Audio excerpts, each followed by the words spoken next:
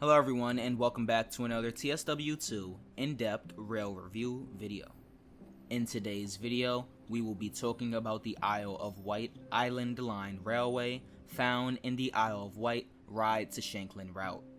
Before we get into things, I'm going to ask all of you to like the video if you enjoy it and subscribe to the channel for more content. The Island Line is an 8-mile long railway line on the Isle of Wight in England. The line links the town of Ryde on the northeast of the island and the village of Shanklin in the south.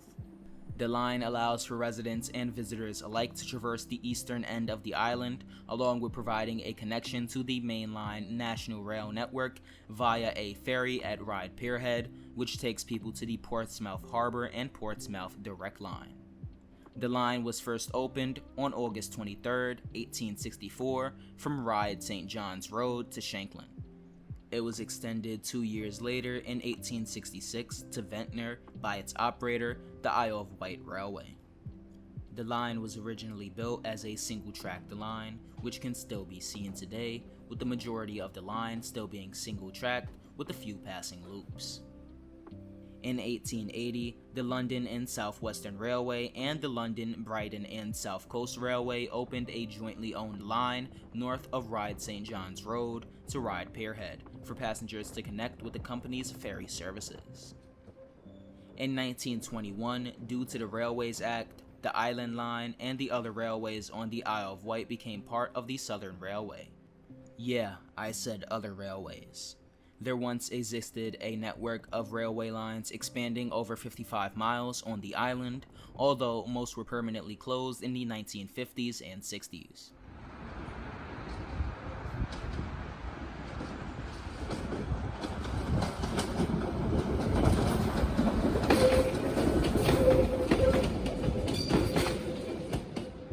Back to the Island Line though, in 1948, the Southern Railway was nationalized as part of British Rail, then named British Railways.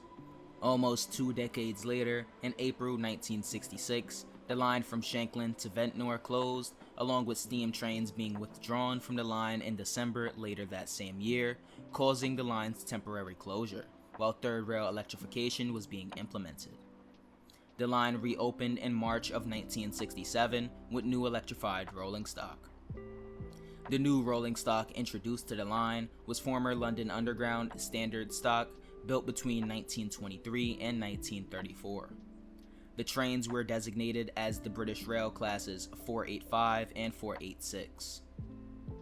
In 1987 and 1991, 2 new stations along the line opened at Lake and Smallbrook Junction respectively, with the latter in cooperation with the Isle of Wight Steam Railway, which stayed in operation after most of the Isle of Wight's railways were closed throughout the 50s and 60s. In 1989, the Island Line got somewhat newer rolling stock, with former London Underground 1938 stock trains designated as the Class 483. These trains had extensive refurbishments done to them to enable them for service on the British Rail network. In 1996, following the privatization of British Rail, Stagecoach Group started operating passenger services along the line under the name of Island Line Trains. This lasted until 2007, however, when the Island Line franchise was merged with the South West Trains franchise on the mainland of the UK. Stagecoach was announced as the winner of the expanded franchise and operated Island Line as a South West Trains subsidiary. In 2017, the franchise was taken over by Southwestern Railway, which has continued to maintain the Island Line brand. In the late 2010s to the early 2020s, it became clear that the old Class 483 rolling stock was on its last legs, with frequent disruptions to service along the line due to the trains breaking down. Because of this, in September 2019, Southwestern Railway announced that they would be investing upwards of £26 million into improving the Isle of Wight's railways, including acquiring new rolling stock, track refurbishments, and more.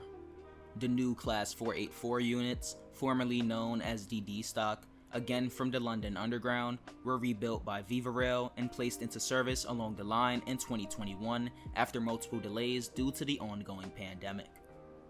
With the way things are looking now, I wouldn't be surprised if we see the Central Line's 1992 stock on the Island Line in 20 years or so.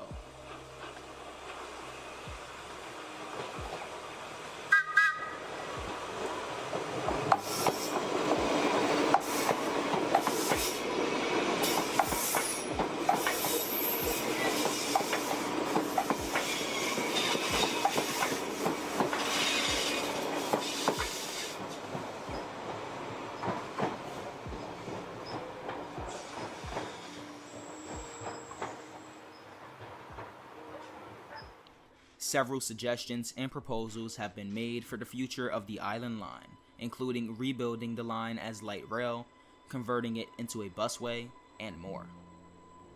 There have even been wild proposals to send the London Underground's 1972 and 1973 stock to the line. My favorite out of all of these is the light rail proposal, as it would potentially allow for an extension into other towns across the island, improving rail access for residents.